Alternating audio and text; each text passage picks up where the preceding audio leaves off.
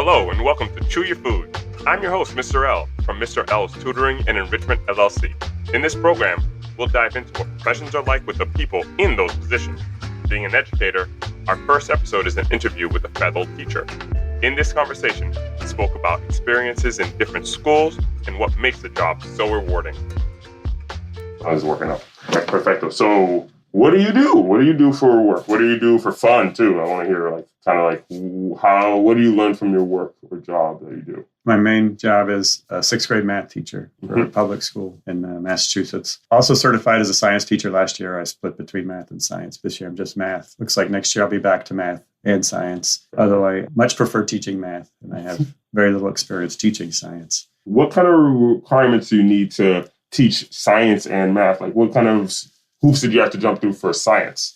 For undergraduate, back in the 90s, I was a civil engineering student. I got a civil engineering degree from UMass Amherst. And then I worked as a civil engineer for about 15 years. The last 5 years that I was working part-time while I was home with my kids as a stay-at-home dad. I got to a point where the kids were old enough that I didn't need to be home anymore all the time. I decided I didn't want to be an engineer anymore. I'd always kind of liked the idea of being a teacher, but I wasn't ready for it as a young person. Had you done any teaching before you did the engineering? I hadn't really. As an engineer, I took it upon myself to train all our co-ops. I saw that we would hire co-ops and they would just be kind of left. You could see the worry on their faces. They don't know what they're doing. And I'm like, I'll take care of this. I'll show them how to do this. And I enjoyed it. The other thing is, as my kids were growing up, I was their soccer coach. So I've been coaching soccer for the last 13 years and I love it. What age kids do you coach? So I started coaching when they were pre-K and I've coached them up through high school. That was part of the reason when I was thinking about becoming a teacher that I'm like, I can handle this because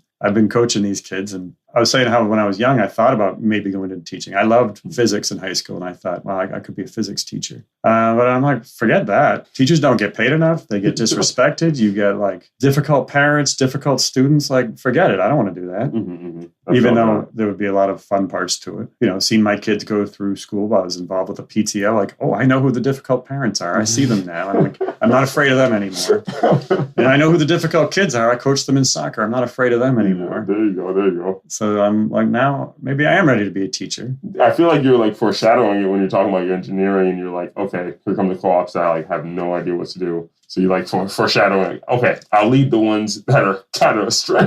and people who want to learn are very appreciative of people who help them learn. And it's a really nice feeling that I like. Kids who want to learn to play soccer and they have fun and they appreciate it. That's so funny. I actually just started teaching soccer, sixth grade girls soccer for their off season, a strength and conditioning. It was hilarious. So I'm realizing, okay, drill sergeant time.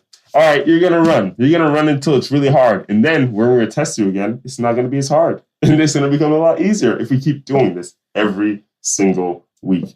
And so I realized a lot of that, everything, even especially in math. That's why I really like math, because of that orderly, disciplinary, hey, if you do this enough, you'll be comfortable when you get your number sense. You kind of develop it over time. It's not something you understand right off the bat, which has been a really, really interesting thing to start teaching, because one of the new curriculums I'm interacting with is the way I looked at math. So it's a really funny experience to not know exactly where you're going with this. I'm like, okay, let me finish this whole thing and then figure it out. But I see where they're really trying to instill that understanding the math that they're doing. So what requirements did you have to have for teaching math when you started teaching, when you made that transition from part-time engineering and stay-at-home dad? And you said, okay, let me get into that math. What did you do? I had to apply to grad school because you need a master's degree to be a teacher. And I had no training in being a teacher, and I wanted to learn how to be a teacher. They looked at my undergrad, all the math and science classes I had to take to be an engineer, and they said, yeah, you meet the requirements of someone who needs to know math and science. So grandfathered right in there. Now we just need to teach you how to be a teacher. There you go. So it was a 2-year program at UMass Boston. In the second year, they place you in a Boston school to do your student teaching. And was that in the same neighborhood that you're in now or no? No, that was UMass has an urban mission. So they place people in urban schools. I'm in a suburban school now. So there's not the same challenges that we had in Boston. And how'd you like Boston? Well, what year was this that you were doing the second year of grad school? I was in 2014 and 15, I think, is when I was in grad school. I was placed in a K-8 school, Dorchester. It was a really wonderful experience. I had a great, dedicated mentor teacher who was like a very no-nonsense guy. When he took me on. He's like, I don't want any extra work out of this. Like, you better not make this like more work for me. Like, I can barely handle what I've got going on. And I'm like, I'm here to help.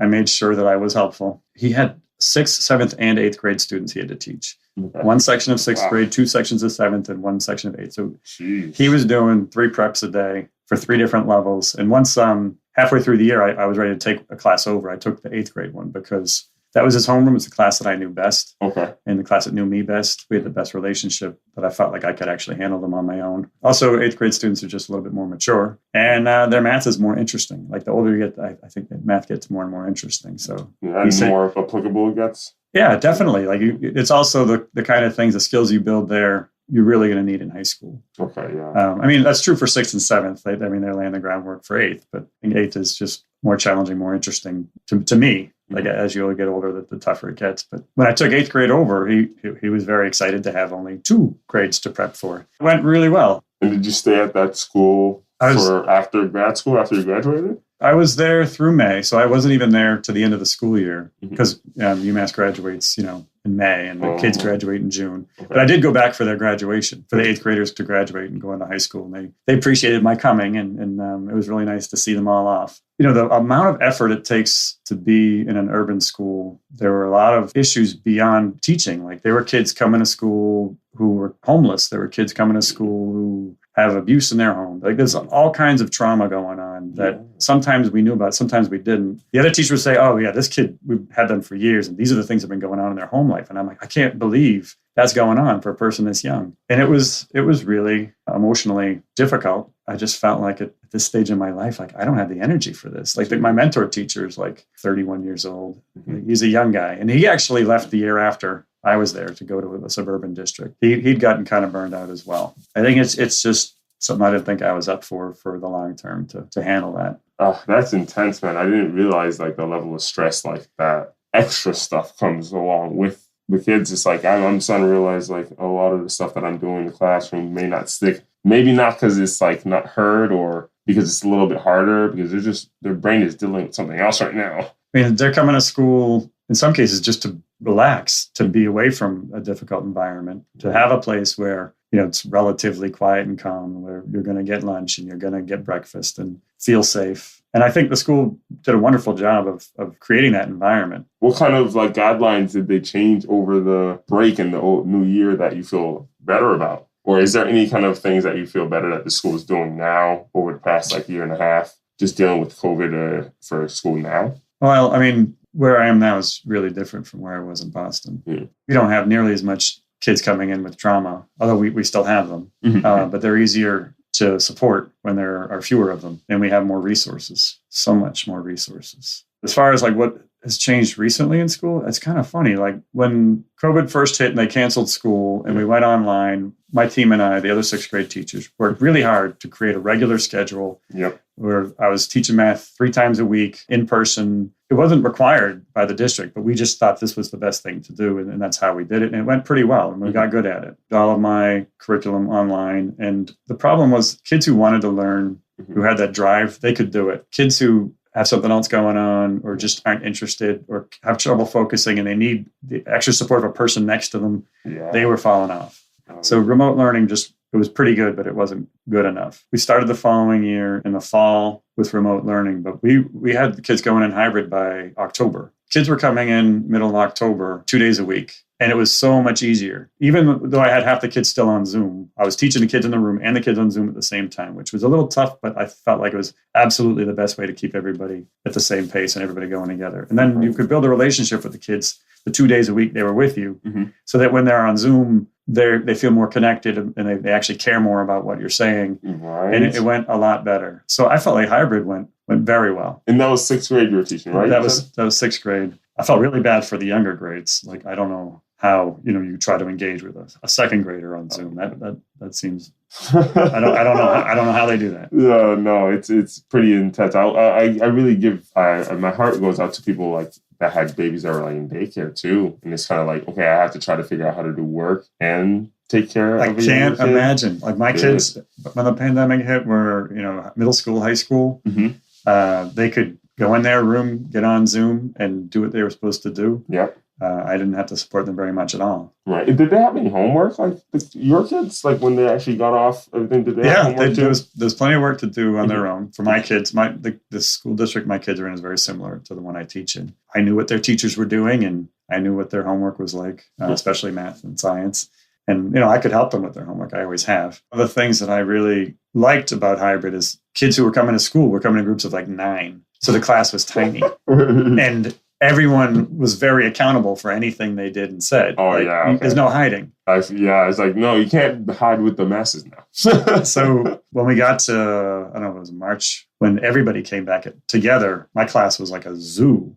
I'd happened to have a very challenging group of kids in my homeroom. And when you put the 2 cohorts together, there was some explosive, some sparks, some explosive like goofiness. It was all good natured, but it was difficult behaviors to manage. And now they have like numbers against me. There's 18 of them instead of 9. They've doubled up.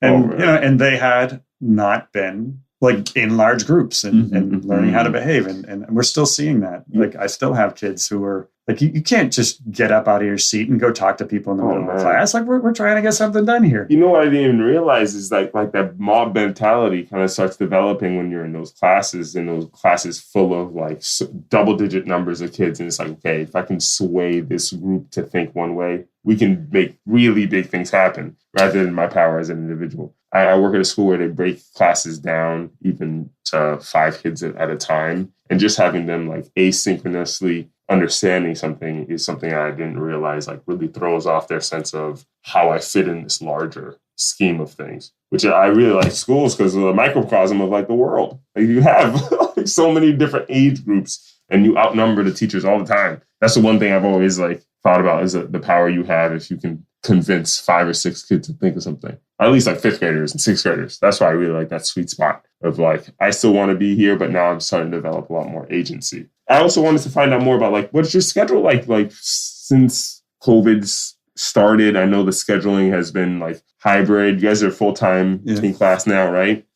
When we were in hybrid, my schedule was absolutely horrible. It was just been assigned to teach science for the first time in addition to math. I was putting hours in, maybe like 10 hours every weekend, to just transfer all my math curriculum to this tool Desmos. It's very good for using online and good for using over Zoom. And then I would finish that, and I'm like, now I got to learn how to teach science for another 15 hours every weekend. That's intense. So, did you have anybody like to talk to about what the science? I did. Okay, and that was the only reason it worked. I had very experienced science teacher on my team who was feeding me science lessons so that I could at least have a place to start. But I still had to I've never taught biology. I could go into a high school class and teach physics, but I don't know about cellular respiration. I forgot all that stuff. Yeah. I got to relearn it. That muscle kind of dies after you don't practice it very much. So it was a lot of work preparing, moving things, trying to make it look seamless to the kids and the families, but it was a huge effort. This year is much, much simpler. First of all, anything I want online, I have it online now because I did it all last year. So there's a library of stuff already made. And I'm only doing math this year, so I don't have that extra focus. So now my schedule is much more manageable. Almost, I'll spend maybe 4 hours a weekend just grading and then just preparing the lessons, lining them up for the week and making sure I've got the right amount of time and the right in each class. So this year is much more manageable. And I'm happy to hear that. And I heard you earlier say that you were going to go back into teaching both science and math. How are you looking at that now? Are you excited to do that? Are you looking forward to it? Or are you like, I wish I didn't have to do that? I wish I didn't have to do it. Okay, it's the idea behind it is 6th grade is a transitional year from the lower grades to middle school. So our leader wants to soften the transition. So the idea is right now we have a team of 4 teachers for math, science, social studies, and English language arts. With this team model, one teacher will teach math and science. The other teacher will teach ELA and social studies. So the kids only have to get to know 2 teachers instead of 4. Gotcha. And the teachers will know the kids that much better and they'll be able to build more of a community more quickly. So that's the idea of the model. And there's definitely, a lot of merit to it. Gotcha. And I saw it last year because we used that model through the first year of the pandemic. The benefits were not worth the extraordinary amount of extra effort it took me to do it. And there were many downsides as well. that were almost as big as the gains that we had. For one of the things that my team has been really good at, I've always had a team of like very different personalities that are all very devoted. And children don't always connect with the same adult. There are a lot of kids who are goofy, especially boys, who are going to connect with me. I'm like a goofy sixth grader. And they see that and they like that and they feel comfortable with me. Dude, I love that about you, really, though, because I've noticed that I'm like, damn, I'm still a student. It feels like I've never really gotten to this teacher role. I kind of just am emulating what I saw before. And now I just know more. So I can just apply it to everything else. I do that on purpose. Like, that's one of the reasons I got into teaching sixth grade. Is like, I know what these kids are going through. I know what it feels like. I remember being an obnoxious sixth grade boy who would not stop talking. Like, I know that kid cannot stop. Yeah, I'm going to gently remind him 100 times and then 101. Like, I'm not going to punish him or shut him down. I'm going to just try to steer him that he's going to grow in the right direction. But, half the kids didn't have a chance to get to know me. They were on another team with two very different teachers who are wonderful teachers, very different. Exactly. I feel that. And that's something I'm starting to stitch together as I like careen through working in different ways of teaching with like a license now. I'm just trying to figure out exactly how I want to try to tackle some of these things, especially when I think about math. One thing that I remember when we were in school is like being able to exchange dollar bills and seeing that implicitly taught you, this is what this note means. This is how much it denotes. This is how much change you get back for the goods you got. So you kind of got to see what happens when people are trading or paying for groceries, trading commodities for goods. Now I'm starting to see a lot of kids are missing that because everybody's tapping a card or tapping a phone. It's like there's no physical evidence of this being a transaction. Yeah, so it's funny. Transaction is tap. There's some things in our curriculum where we were talking about, do you know how much a nickel is worth or a dime is worth or a quarter is worth? And people are like, I don't know. Yeah, dude. Like, we need to change some curriculum. I mean, I just go through and explicitly teach them, this is how much they all are. Like, well, we're going to start the lesson, not assuming you know that a dime is 10 cents. We'll fix that. At some point, maybe we just need to use a different example and give up and just let them not know about coins. Is that really important? Maybe not. And it was funny because I keep hearing, I think I heard somewhere in the news about a coin shortage. Did you hear about this at all? Yeah, I remember that. I was like trying to find out what coin are we running out of? Because I remember there was a debate talking about, should we get rid of a penny? I mean, I don't know why we still have pennies. That's insane. Right, really, though. I don't understand. If I'm tapping a card, I don't know why you're making any more coins, like, especially pennies. We could get rid of nickels, too, at this point. Just make dimes the new pennies. Oh, my God. It'd be hilarious. Oh, and I'm sorry. I'm doing that. What, for number C, like, what do you get out of your job that you really, really like? What keeps you going every day that you're coming into the classroom? Really, really clear to me at this point. Through the pandemic, I would be miserable if I was like in my old job engineering. I would be able to do that job from home and work by myself in my office on my computer and not be with people. And I just really, really like being with people. Yeah. So when we were ready to go back to teaching, in October last year, I was really excited. And I really appreciated being able to be in the room with 9 other people who were building relationships, were becoming friends. And the other thing I really love about being a 6th grade teacher, why I don't want to ever leave 6th grade, is that now they're 7th graders in my school or they're 8th graders in my school. I get to see them for 2 more years after we built that relationship. And sometimes I'll just, if I'm feeling like stressed or unhappy about something at work, somebody who's like making me angry, I just go walk through the 7th, 8th grade hallway and all the kids, Mr. Goldstein. And I just feel so much better. I love that. I love that picture of like a parade of you getting high fives. Just high fives and hugs and how you doing? And like, they want my attention still. And I want their attention still. Dude, that's definitely something I really love about working with kids. Is like you give what you get. Like, so if you give all that love, you're going to get that back. You really, really do. It's all I need to feel better, because a lot of the other parts of the job are rough. That part is always good. Yeah, especially when you see the development over like even a month, or like that epiphany, that little moment, like it clicked. It's like, yes, you get it, buddy. That's what we're talking about. So I mean, that's really one thing I'm really happy to hear, and I'm blessed to have interacted with so many teachers that see it as like a duty almost. It's like, this is a duty regardless. However hard it gets, let's go. Here we go. Let's keep it going. If that wasn't what was driving you, then I don't know what. Like that's really the only thing teaching is rich in. It's rich in like relationships and caring. Otherwise, it's very stressful and not financially rewarding compared to lots of other jobs that require less education and less effort. starting to dabble in different like sectors. It's very funny finding things that I'm like, wait a minute, you didn't know. It's just trying to find out the spectrum of what you focus on, because I've been around people who learn enough to be able to teach, which I always think of like Richard Feynman being able to explain things to a younger, simpler mind that doesn't understand all of the world yet. And being able to do that is just checking in with what you know. It's really just making sure you know this thoroughly from cover to cover. And it's one of those interactions I really like because it keeps you accountable for what you know. It feels really important now when people are saying things that are alongside other very, very trustworthy sources, and you can't tell the difference because the medium's the same. So if everybody seems to have a newspaper now. If the newspaper is just a status update. Yeah.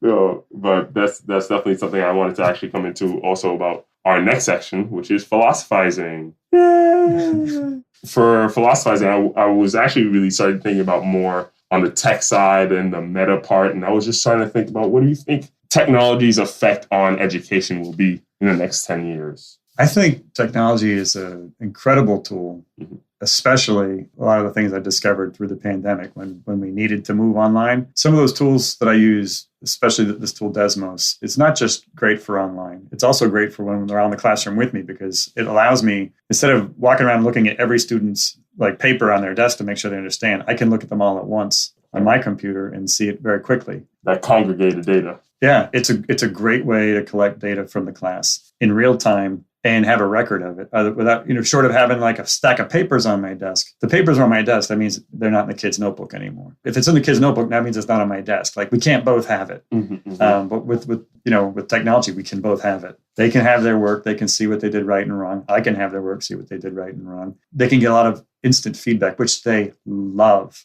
Instant feedback. If I can choose to have the lesson tell them if their answer is right or not. Most of the time I choose to tell them because they love it. They're like, I didn't get it right. Let me try again right now. They love that. And then there's times when that's not appropriate, that I want them to keep going. When we get to the end, we'll look back and see, what your journey was. We're not worried about getting the right answers. Okay. Almost 100%. There's always a couple who are like, why can't we do it on paper? There are a few people who prefer that. And every now and then we do work on paper because I want to make sure they can still do it. And then I save those for like a month or so, just in case I want to look back on anybody's work on paper to make sure they can do it. But they haven't lost that. And we do tons of work with whiteboards and markers just to save paper, where they write it out, make a table, like write out an equation, tell me what you know, make a list. I love that. And they can still do all that in written work. Just thinking about behaviorally, like the difference between writing and like interacting with something on your computer, just like the physical action of it changes every single time you write it down, but it's always the same when you're actually typing and clicking. I was really thinking about that when this math teacher was talking to me, and it was like, we have to be careful, because when we're talking about math, some kids who are not like teaching kids always and don't have the same level of, okay, what kind of abstraction can you do in your head? We kind of have to turn that knob back down, because math is such an abstract reality that it's like, once we put a letter in here, you're in for a loop, kiddo.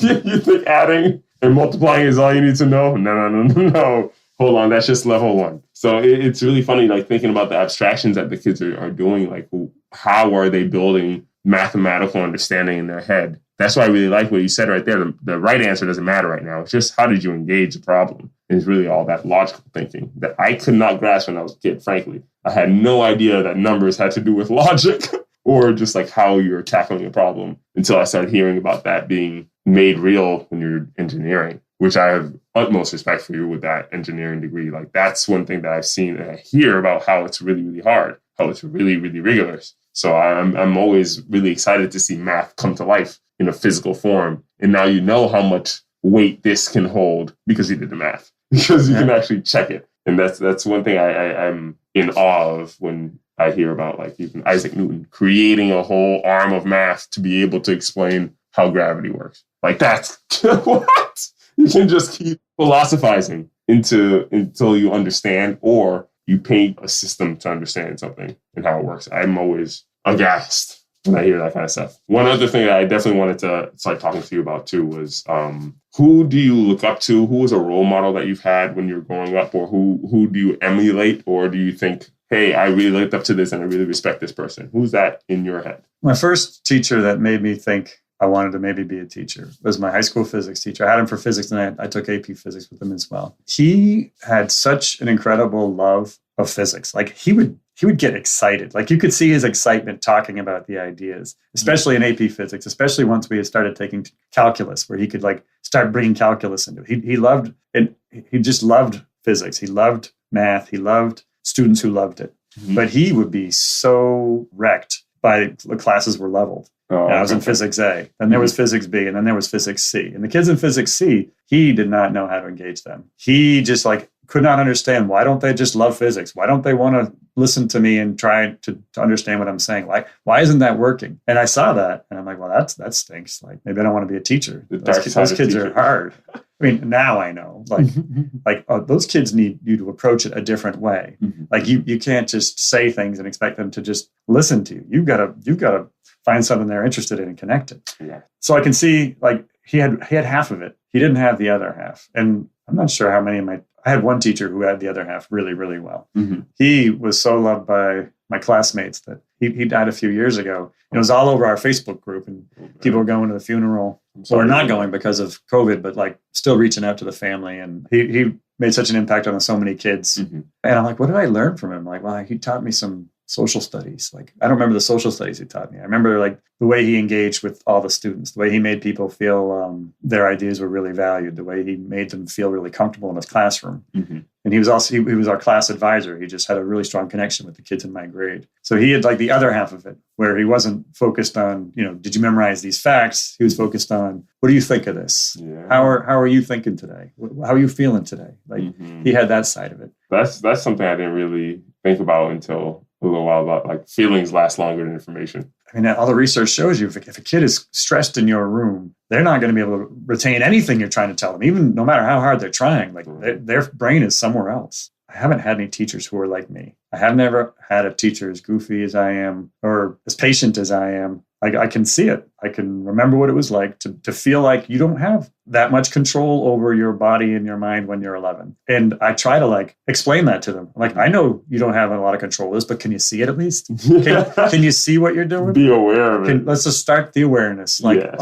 I blurted out 7 times in the last 5 minutes. Like, all right, now you know you did it. Yes. So, let's try again. I love that. Let's try again. Yes, I love that fact that you're like, just be objective about this. Yeah. What happened the last 7 minutes right now? Let's just take tallies. Because are you going to keep them after school? I'm like, well, if we have to have a chat after school, we will. Like, I don't do detention. I'll say, hey, can you stay after class for 5 minutes? We can talk about what's going on and talk about how we might make it better. Like, it's not about punishing people. You're just going to piss them off, shut them down, and it's not going to help anybody learn. I love that you're really thinking about it from behaviorally. Like, what did you just do though? Like, let's just rewind really quick.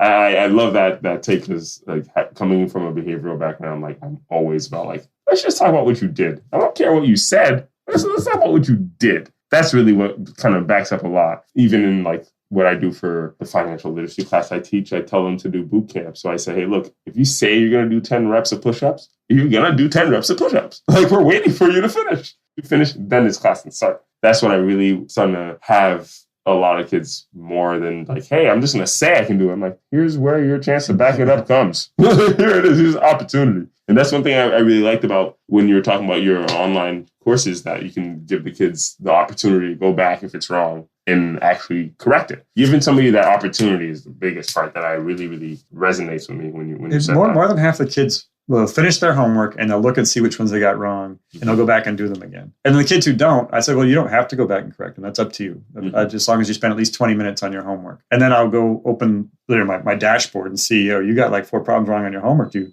you want to ask me about any of those? Like, I can go over it with you right now. And I tell the kids, if you get some wrong, like, that's fine. That's the one you're going to learn from. But you can't just ignore it after you got it wrong. Ask me or ask another student. Like, let's see how so-and-so did this, which is actually one of the best tools about Desmos is I can look at all the student work, scroll through it real quick, and like, this student did it this way. This student did it this way. I can show 3 different students different approaches and put them all up. When I was young, math was do it this way. Yes. Now math is think about all these different ideas, build your own understanding. Now which strategy is going to work for you? I'll promote, one or two strategies that I think are the easiest to master, the most like efficient or the most applicable to most situations. So you can only learn a few strategies, but then some other kids like, I did it like this, completely different. I mean, that's beautiful. And it still works. Does anybody else like this? Because you could do this too. Like, you don't have to use my strategy. That's the one thing I really do love working with kids is like their way of looking at stuff is so like something I would have never understood. And then I'm like, oh, that actually works. And one thing I saw posted is like one of those secret about percentages. I don't think it's a secret. It's just one of those mathematical patterns that you don't realize until you actually do it out. It was like 25% of 8 is the same as 8% of 25. Like, that's something that just blew my mind. The first time I saw that, I'm like, well, I better check and see if that's true. And I did. Oh, it is. I did too. And then you can algebraically prove it will always be true, and it'll take you 30 seconds. A kid shouldn't assume it's true until they've tried it. That's a good part. That's and we made them try it. That was in our lesson. I'm really happy I got a chance to talk to you about this stuff, man, because this is the stuff I really love to engage with. Like, just math thinking. I'm definitely going to have to have you on again just because the math talk is fun. I really love it. Sure. I love engaging with the different ways that you're talking about, like learning from the kids too, because that's what I'm starting to realize as teaching, not even being a teacher, just interacting with people and being accountable for letting them understand something and then being like, hey, you might understand it a completely different way. And I just say, you know what? You got it. That is exactly what I'm talking about. Although you went a very, very long way to do it, you're understanding it. I'm very, very proud of you for that. And that's something I'm always very excited to get to talk to with like fellow math teachers, like people who interact with math and understand the importance of it. It's around. It's like I always talk about math as like a ghost that's around you, and you just need a special magnifying glass to be able to see it, but it's everywhere. Like the Matrix, you just look around. I see the numbers now. Thank you so much, dude. We got to do this again, man. Yeah. Dude, that was so fun. Thank you for tuning in to Chew Your Food. We hope you enjoyed the show and found it informative and engaging. If you have any further questions, comments, or would like to know more, please don't hesitate to reach out to us. You can find us on Instagram at Mr_L92. Spell out MISTER_L92. Or visit our website at www.tutorwithmrl.com. Your feedback is always valued and appreciated. We look forward to hearing from you and joining us again for the next episode of Chew Your Food.